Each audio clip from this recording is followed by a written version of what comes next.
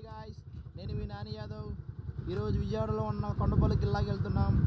ఇది చిన్న బ్లాగ్ చేస్తున్నాం, చూడండి ఒకసారి ఎలా ఉంటుందో. అలాగే బ్యాచ్ ముగ్గురు ఉన్నారు, ప్రదీప్ అండ్ శ్యామ్ అని ఉదయ్. కొండపల్లి కిల్లాకి వెళ్తున్నాం, చూడండి కొండపల్లి కిల్లా చూసి ఎంజాయింగ్ గాయ్స్.